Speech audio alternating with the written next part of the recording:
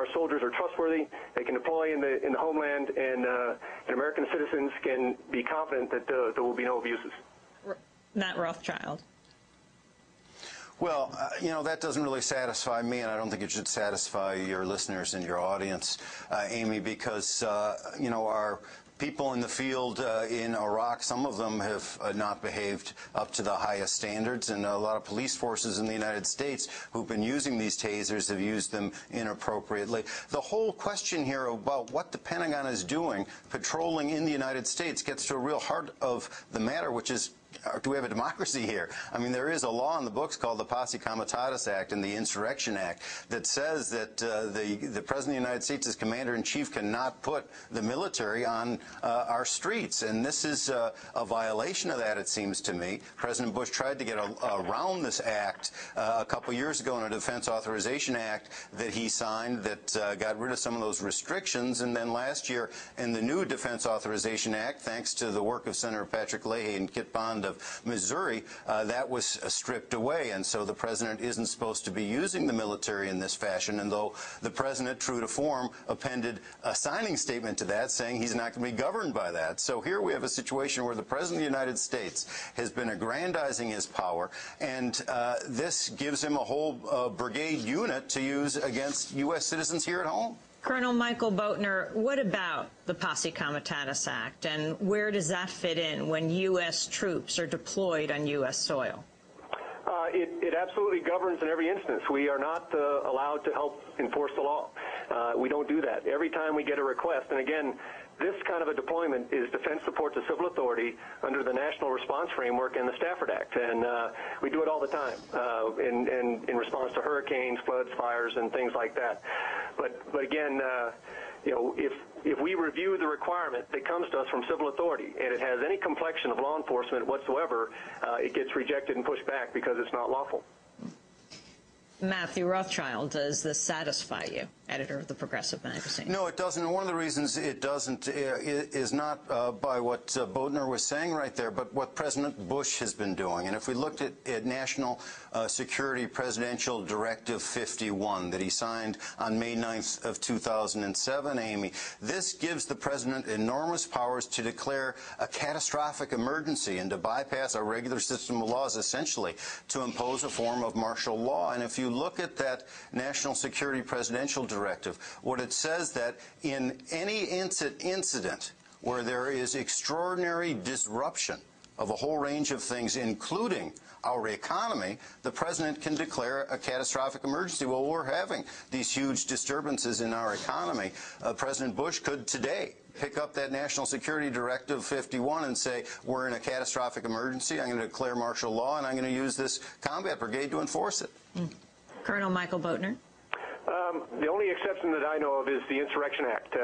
It's something that is very unlikely to be invoked. In my 30-year career, it's only been used once in the L.A. riots, and it was a widespread situation of lawlessness and violence. And the governor of the state requested that the president provide support. And that's a completely different situation. The forces available to do that are in every service in every part of the country, and it's completely unrelated to the this consequence management force that we're talking about. You mentioned governors, and I was just looking at a piece by Jeff Stein. He is the national security editor of Congressional Quarterly, talking about Homeland Security. And he said safely tucked into the $526 billion defense bill, it easily crossed the goal line on the last day of September. The language doesn't just brush aside a liberal Democrat slated to take over the Judiciary Committee. This was a piece written last year. It runs over the backs of the governors, 22 of whom are Republican. The governors waved red flags about the measure on August 1st, 2007, sending letters of protest from their Washington office to the Republican chairs and ranking Democrats on the House and Senate Armed Services Committees. No response. So they petitioned the party heads on the Hill. The letter, signed by every member of the National Governors Association, said this provision was drafted without consultation or input from governors and represents an unprecedented shift in authority from governors to the federal government. Colonel Michael Boatner.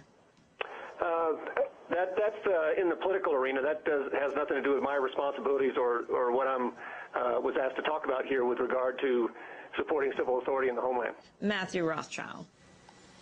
Well, this gets to what Senator Patrick Leahy of Vermont was so concerned about, that with Northcom and with perhaps this unit, and I want to call Senator Leahy's office today and ask him about this, you have the usurpation of the governor's role, of the National Guard's role, and it's given straight to the Pentagon in some of these instances, and that's very alarming. That was alarming to almost every governor, if not every governor in the country when Bush tried to do that end around about the Posse Comitatus Act. So I think these are real concerns.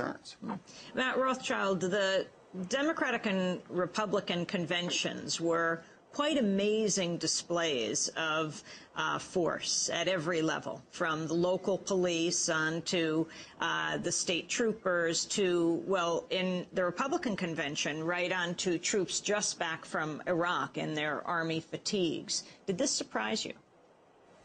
It did. It surprised me also that Northcom itself was involved in intelligence sharing with local police officers in St. Paul. I mean, what in the world is Northcom doing, looking at what some of the protesters are involved in? And you had infiltration up there, too. But what we have going on in this country is we have infiltration and spying that goes on not only at the, well, all the way from the campus police, practically, Amy, up to the Pentagon and the National Security Agency. We're becoming a police state here. Colonel Michael Boatner, a tall order here. Could you respond? Well, that's incorrect. We did not participate in any intelligence collection. We were up there in support of the U.S. Secret Service. We provided some explosive ordnance disposal support of the event. But I'd like to go back and say that, again... Could you explain what explain again what was their role there? They were just doing routine screens and scans of the area in advance of this kind of a vulnerable event. It's pretty standard support to a national special security event. And are you saying there was absolutely no intelligence sharing? That's correct. That is correct. But even that, I mean, now the Pentagon is doing sweeps of areas before a political convention. That used to be law enforcement's job. That used to be domestic civil law enforcement job. It's now being taken over by the Pentagon. That should concern us. Why is that, Colonel Michael Boatner? Why is the Pentagon doing it, not local law enforcement? Well, that's because of the scale and the availability of support. DOD is the only force that has the kind of capability. I mean, we're talking about dozens and dozens of dog detection teams, and so for anything on this large a scale, the Secret Service comes to DOD with a standard Economy Act request for assistance. Boatner, in the Republican convention, these troops just back from Fallujah, what about issues of, for example, PTSD, post-traumatic stress disorder? Well, my sense is that that's something that the services handle very well. There's a long track record of great support in the homeland. If those soldiers were National Guard soldiers, I have no visibility of that. But for the active duty forces, citizens can be confident that if they're employed in the homeland, that they'll be reliable, accountable, and take care of their families and fellow citizens in good form. Last word, Matthew Rothschild. 10 seconds. Well, this granting of the Pentagon a special unit to be involved in U.S. patrol is something that should alarm all of us. And it's very important to the Army. General Casey, Army Chief of Staff, was at a drill exercise for this group just last week. We leave it there. We got to leave it there. Thank you to Matt Rothschild and Colonel Michael Boatner. I'm Amy Goodman. Thanks for joining us.